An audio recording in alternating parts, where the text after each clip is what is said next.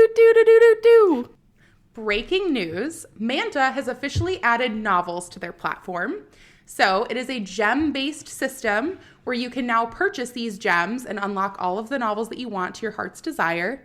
It's not included in the Unlimited platform, unfortunately. So let's all say goodbye to Alex and I's money. And oh, hello. Oh, hello. And welcome to the Comic Queens podcast. I'm Alex. And I'm Annie. And today we're super excited to continue our buddy read series of a new title that Alex and I have been really enjoying. This one is Garden of the Dead Flowers.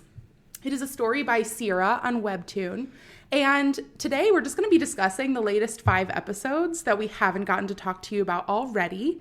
They have been a wild ride. Yeah, I would say they've packed a lot into these 5 episodes. Again, the art is gorgeous. And terrifying. And terrifying all at the same time. Yeah. You love it. I know, we do. So today we will be discussing episodes 12 through 16 of this series and just talking in depth about the development of maybe some of our theories and just how things are going in general. Yes. So to start off, I have to say right away, I was going in strong saying the cat is involved somehow. Are you still thinking that that's right? I am, and Saruni agrees with me. She does, but okay. So in this episode, in episode 12, where we're starting out, they're still doing their study date. Yes. And she decides to go and explore the house because, you know, like in any serial killer movie, why not do the exact thing you probably shouldn't? Yeah. Great idea. Yeah, great idea. Just, yeah, you'll never get found out that way. But yeah, she does end up following the cat. She's basically going down the hallway and she's like, wow, things are kind of in a different place than they are in my grandfather's house. Yeah. But it's still the same house. And that's pretty surreal. And so as Saruni's walking around, she does run into the cat. And she does basically, in not so many words, say, I agree with Alex's theory that this cat is the reason I'm here right now. I felt very validated when I read that. But to be completely honest with you, I'm not buying it. I don't know. It's something about the garden. Something about the garden and like the weirdness that happens there. Logically, I know you're right, but I want it to be about the cat. You know what, though? You're not wrong. This is, like, a theme in a lot of stories that, like, the cats have something to do with it. Yeah. But the cat is too cute. He has a little bell around his neck and a little bow on his tail. And he's just too cute. Yeah. I mean, you're not wrong. He is a pretty cute cat. And he probably just got swept up when Camellia went back. Yeah. But, you know, I would love for the cat to be, like, the mastermind. It would be really nice, honestly. That would be a twist. I mean, talk about a twist. The cat is smart. The cat runs away into what we assume is Wim's room because there's a cat door and it just goes immediately in. And right before, you know, she goes to get this cat and go into the room, Wim walks up behind her and he's like, what do you think you're doing? That's not the bathroom. Yeah. And she immediately thinks, is this a torture chamber? I mean, based on her experiences after being transported in time, I'd be curious too. Yeah. But it seems like all of the killing kind of takes place in the garden. In the garden. In the room, when she gets a peek into the room, it's very basic, very plain. Like, you see there's flowers in multiple places. But other than that, like, nothing really stands out about the room. No, it just looks old-fashioned. Yeah. Maybe that's like fancy people rooms. But fitting for the time, I think. Yeah, fitting for the time and the location and everything else. He's pretty well off. And it seems pretty boring and normal. Mm-hmm. But so does he. And he's not. So who knows? Maybe it is a torture chamber after all. It's also interesting. So after she asks to see the cat, so she asks, oh, can I see your cat? That's why he opens his bedroom door to get the cat. And then she holds him for a little bit. And then they go back to study with the other 2 who are with them. And they start talking about the flowers. And she notices, hey, when he was in the garden with just me talking about these flowers, he was much more excited about the flowers than he is acting now, where he's kind of aloof about it. Yeah. Because he doesn't like the flowers. He likes the fact that they signify that he killed somebody, probably. Yeah, probably. Demented ass. But yeah, as soon as she brings it up in front of the people, he gives her this really creepy look. And he's like, what else did you see in the room? Yeah. Because, you know, that's a normal thing to say. Yeah. I mean, if it were dirty, if it were a very messy room, I would get it. It wasn't, though. It was so clean.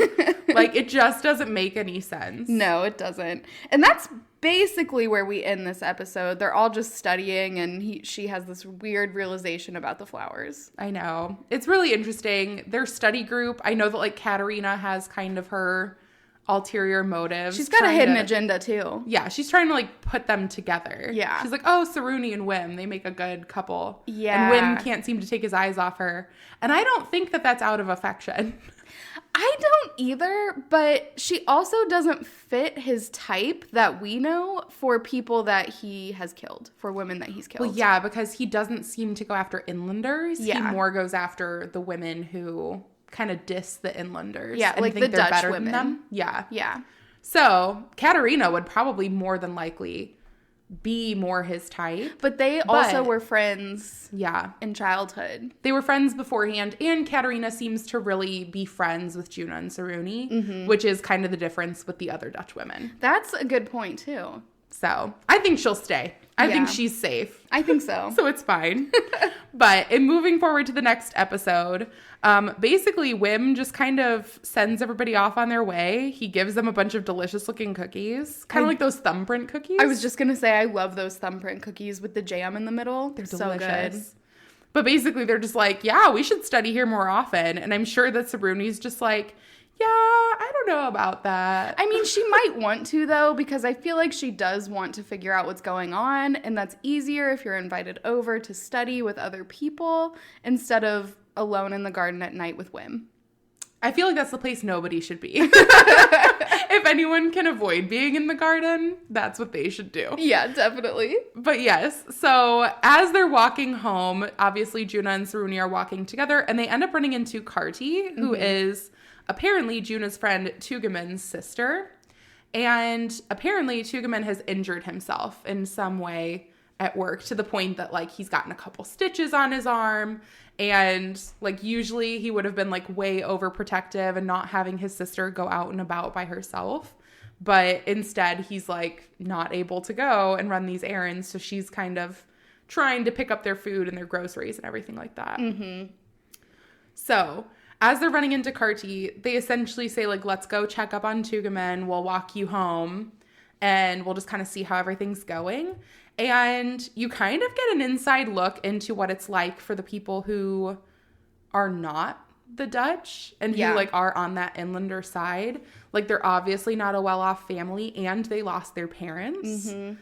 So Tugeman had to drop out of school at the age of 12 so that he could take care of all of his younger siblings and be the sole income for their house.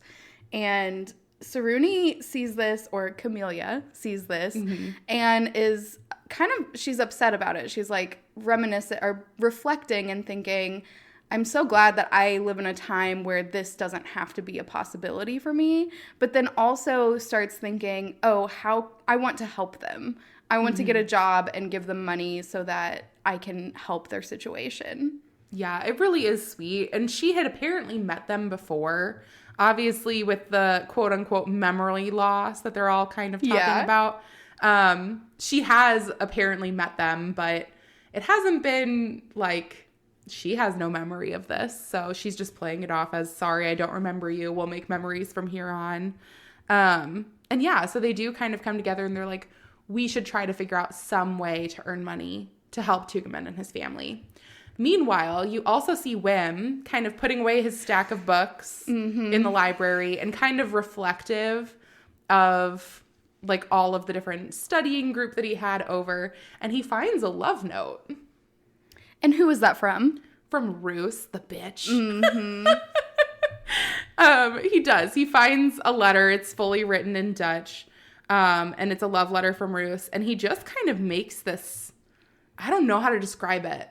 Like, he grits his teeth almost. He definitely is gritting his teeth in the first panel. He's got the scrunched brow. It's an angry face. Mm-hmm. But then it morphs into kind of like a smirk almost. Yeah, like a sick smile. Yeah, it's very unsettling. And really that's is. where that episode ends. Yeah. I immediately, like, my first thought in this episode was Roos is his next victim. And I think it's been building up to it for a while at this point. Yeah, I guess it makes sense for Roos to be the next victim, but I also just feel like they've built her up to be more involved, like with Saruni and like being a bully, that I don't know if she's going to be next. So I have a theory. Let's hear it. So I do think that Roos is going to be the next victim. Mm-hmm. And the reason being, because they've gone through, like, you've seen that kind of what sets Wim off is when people insult the inlanders, mostly because that was his mother. And so he has, like, a very soft spot for it. And it's just, like, something in his brain snaps. We've seen that Roos has that terrible side to her where she really is just, like, hateful towards inlanders. Mm-hmm. And she thinks that she's so much better than them. And Wim hasn't seen that yet, but I think he has an inkling. Yeah. Like, I think he somewhat knows. Like, guaranteed, I think something's going to happen. And it's going to be the same kind of snap where he's just like, okay, perfect. This is my next person. Yeah. And I think it's been building up to it for a while. And the reason I think that they're trying to build her up so much as a character is so that Camelia is, like, more involved in this next murder. Like, she's familiar with the person who's being murdered. It's not a stranger to her. Mm-hmm. And to just kind of show, like, the conflicted way that she's looking at the murder itself. It would be interesting if it was Roos too, because I'm sure she would have really conflicting feelings about it, because obviously she doesn't want her to be murdered, but Roos is really mean to her. Roos is a bitch. We're just going to call her what we call her, and that's a bitch. So moving on to the next episode too, we do see in this set of 5 episodes that Roos is becoming even more of a bitch. Mm-hmm. So when we open up in the next episode, actually, I think we jumped ahead a little bit. So this is when they're talking about wanting to make money for Tugaman's family. Mm-hmm. So they start off doing that, and I think it's Katerina who says that she can get them a job as servants at a party, basically. The word servant threw me so off guard. It really does. I was just like, is that okay to say to somebody? Well, in the time period, probably. Maybe. Now, I don't think so. Like, server, I was just like, servant feels very, like, weird. But technically, the job that they're doing is extremely in-depth. Yeah. Like, she plays it off. She's like, you're going to make so much money doing this, you know, and he really needs this because he's holding a birthday party next week, and obviously he can't do it. But it turns out, like, he really did want 2 servants, not servers. Yeah. Like, they're doing way more than just serving. Oh, yeah. They're cleaning. They're, like, taking orders. They're serving all of the drinks and everything else. And, like, you can see them, like, physically breaking a sweat at this party because they're trying to get all of their work done. But Saruni is taking note. She's just kind of like, wow, this is not what I expected. Like, apparently you have to prepare all of the ingredients for the food. You have to set up all of the stuff. And she's like, yeah, they better pay me well. Like, this is ridiculous. Juna does think that they're going to get paid well, though. Yeah. I mean, I think that they're both just like, let's just keep busting our butts because that way we'll get as much money as we can from this and it'll be good.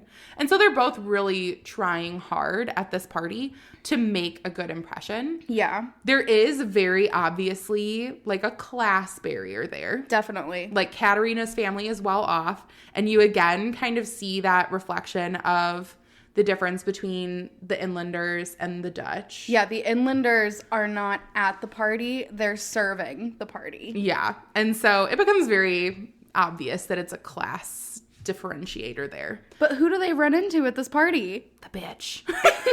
And Wim. And Wim. They do run into Wim. To be fair, he's like sitting down, kind of minding his own business. And while Camelia or Saruni is ogling him from wherever she's at. Yeah. He makes eye contact with her and she just scurries off. Yeah. I think that's fair. I think so would too. I definitely would. I would too. I will say, as Alex and I have had conversations outside of here, Alex several times has just been like, I mean, Wim is pretty hot. I can't help it. He is. He's a beautiful blonde man, but I can't get past the murder. And I feel like when we're having the conversations, you're like, he's not entirely my type. Okay, but it does get worse in not this episode, but like maybe the next one. We can get into that in a little bit. But I did have like, oh, okay, fine, he's bad. Okay. All right, fine. I guess I accept. I mean, I know he's bad. They're painting him out to be the like dual personality of he's really charming and attractive when he wants to be, but also kind of crazy. Yeah, you don't know what to expect, really. Yeah. And that's the worst part. But yeah, so essentially this table of girls calls Saruni over, and it's Roos and her friends. Yeah. And they start making ridiculous demands, like you need to boil it for 4 minutes only, and you need to steep the tea bag, but I want milk with mine and honey with mine, and don't put too much of this in, blah, blah, blah. And she ends up like basically saying all of the demands to the kitchen in the back, and the person who's making all of the drinks takes it super seriously because they probably also don't want to make a bad impression on all of these, you know, higher influenced people. But unfortunately, nothing that Saruni does could ever be good enough for Roos. Yeah. So after the drinks are brought back, Roos essentially says, my drink is too hot. If you don't believe me, let me show you. And she goes to throw her drink at Camellia or Saruni.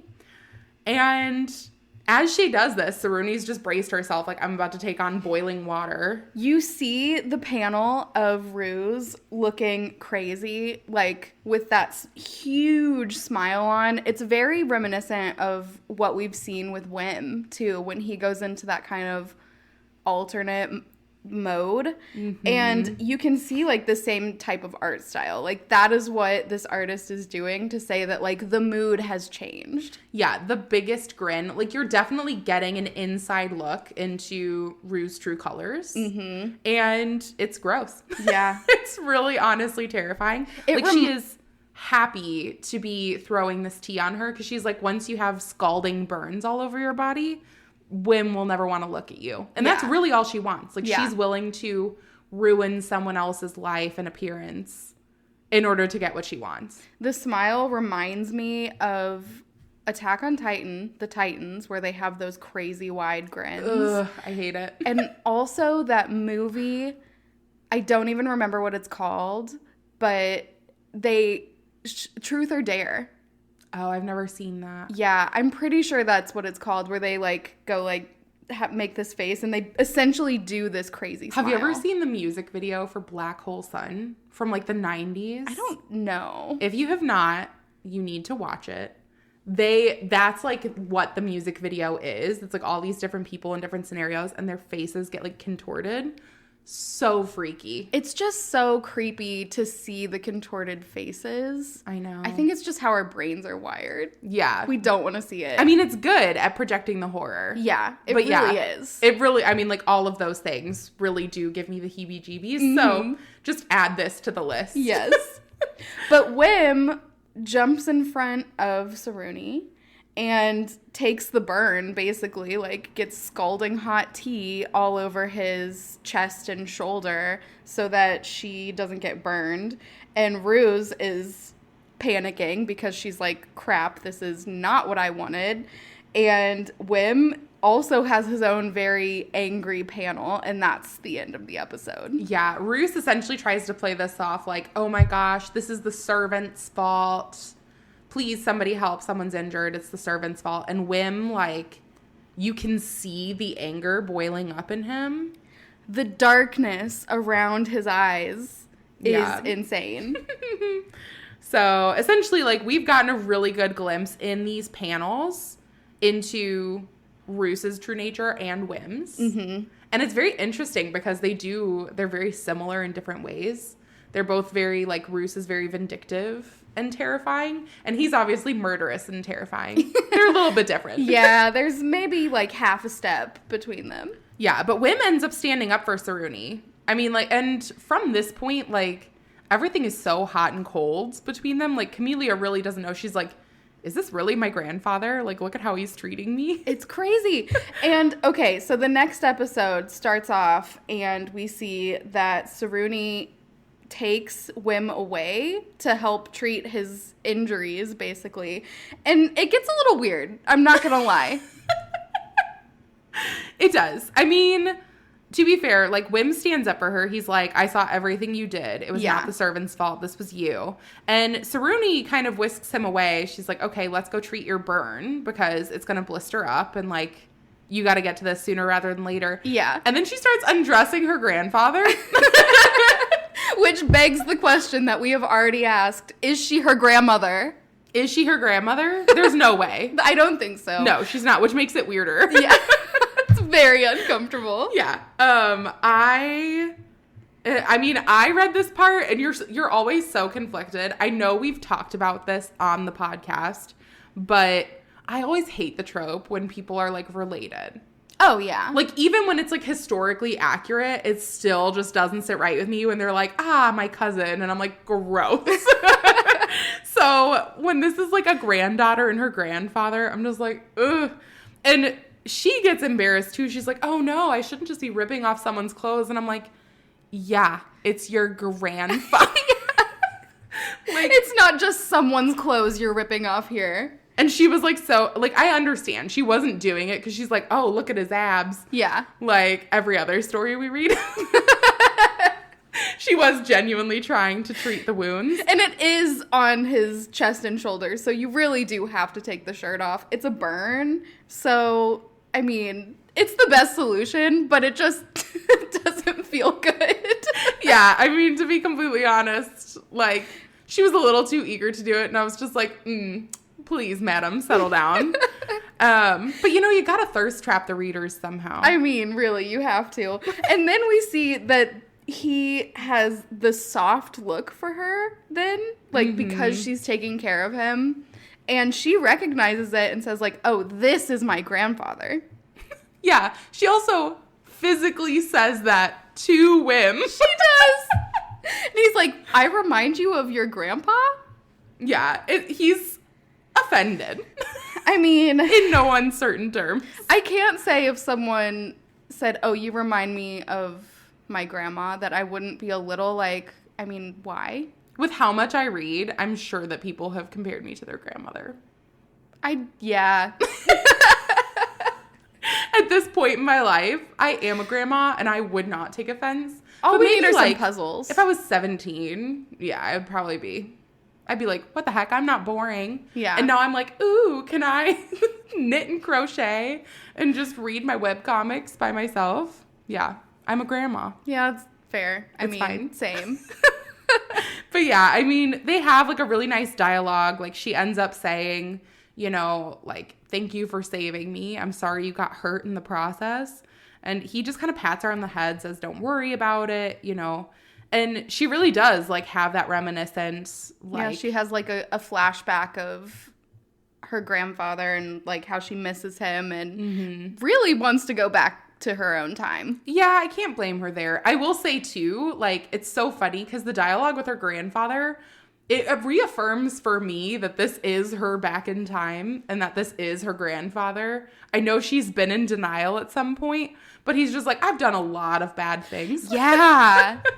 Yeah, he does say that. Like, she starts reminiscing and she's just like, in old age, I just have a lot of regrets. And so I do everything I can to make sure I do good from now on. I also know that we both loved the quote, I wish this was just a bad dream and my grandpa wasn't a cold-blooded murderer.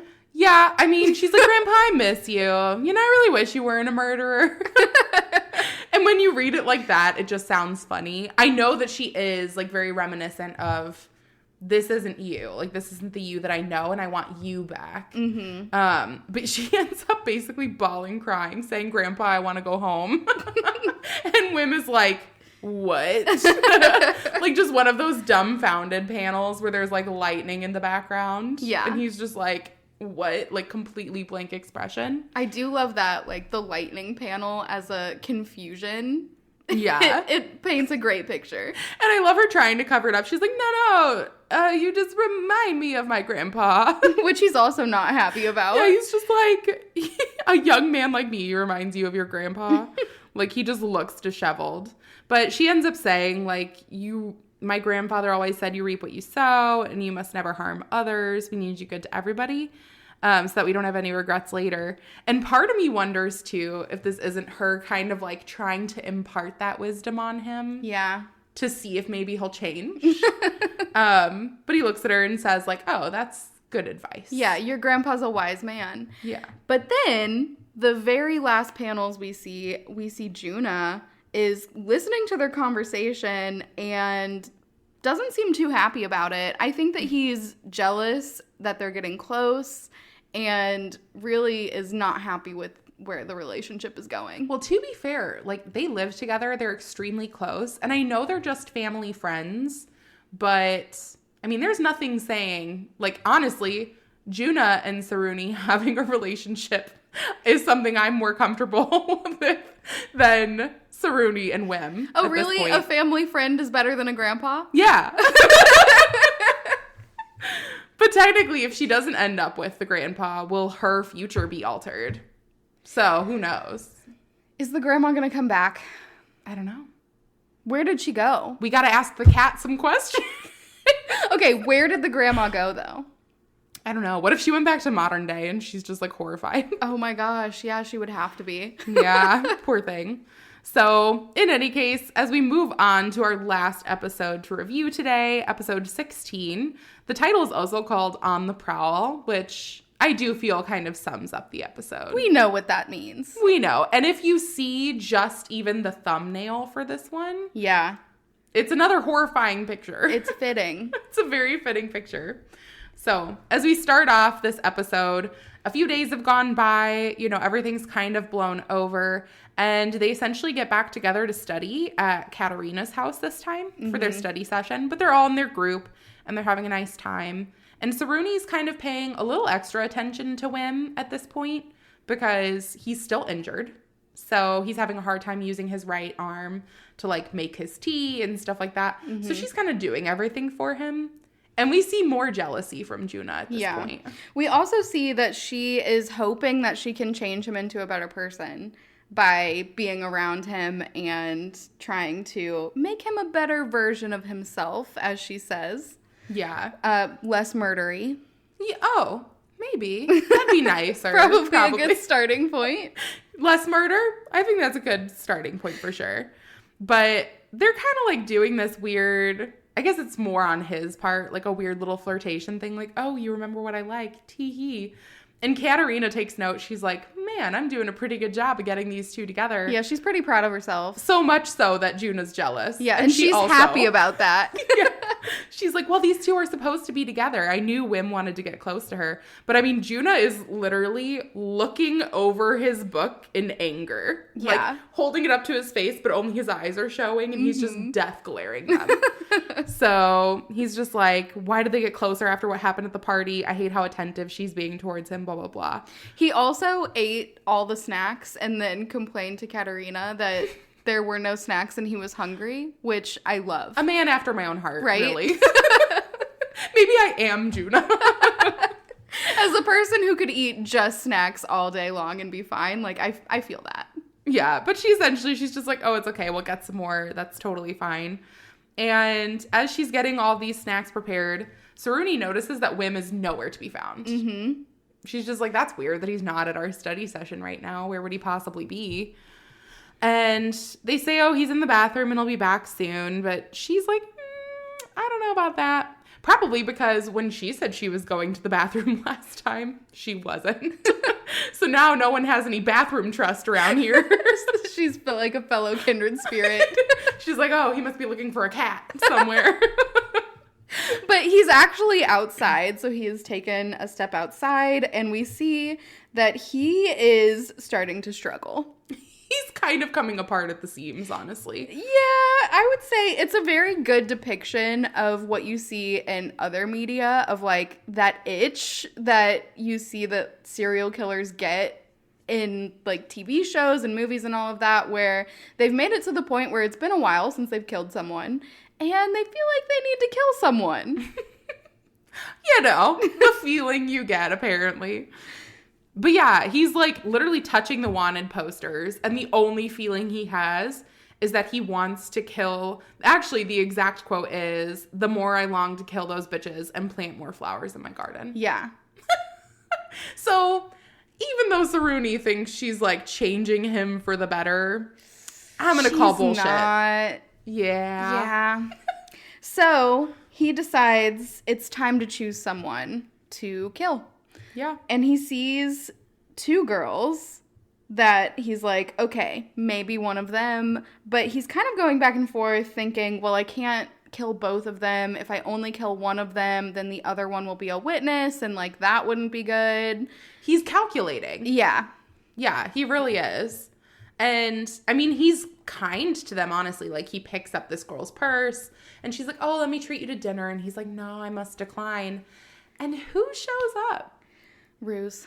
The bitch. Yeah. And I mean, you're probably right. She's going to be next because he's ready. Yeah. She's there. He doesn't like her.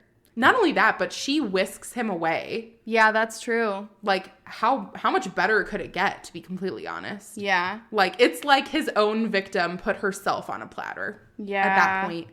Like, he's already mad about the love letter. He's already mad that she was disrespectful to Saruni. Yeah. And at this point, like, he wants to kill just anybody at this point. And now somebody who he literally is upset with, she grabs quote unquote his arm. Yeah, she quote unquote gives him the reason. Yeah. So, Yeah. and that last panel. Yeah. I mean, Roos just ends up kind of linking arms. The other girls are left mystified. They're like, "Oh, he has a girlfriend. So sad." Yeah. And she just goes, "The restaurant's closing. We should go together." And he is like blank white eyes, the widest like shit-eating grin I've ever seen. Unhinged. Yep. Absolutely deranged. But for like a thriller, it's perfect. Yeah. And I think Roos is going to die. I think you're right. You've convinced me. Ruse is you. going to die, and the cat is the mastermind behind the whole thing. No, I think it's the garden still. Maybe it was the grandma. Maybe the grandma did some voodoo. Maybe the on the cat garden. planted the garden. Maybe the cat is the grandma. Oh my gosh, the cat got turned into a grandma? No. No, the grandma got turned into a cat. I like it the other way around. It's a grandma cat. Oh She's my just gosh. walking around. Meow. Okay. Well, we have our theories. If the cat is not a grandma, then I am wrong. Yes. If Ruse doesn't get murdered, you are wrong. We'll see next time. Yes, absolutely. I am loving doing this buddy read and just essentially having like the same story to talk about just month over month. Yeah. If you want us to do this more with different series where we just kind of walk through in an in-depth analysis of the series itself, go ahead and reach out to us. Let us know what you want us to buddy read next. But if you aren't reading this title already and you're wanting something super thrilling, Garden of the Dead Flowers is extremely gripping and it is a great story. So read along with us. Listen to our insane, unhinged theories about this insane and unhinged series. Let us know if you think the cat is behind the whole thing. Or if the cat is a gram. But again, thank you so much for listening to the Comic Queens podcast, and we're looking forward to talking to you on the next one. Goodbye. Bye.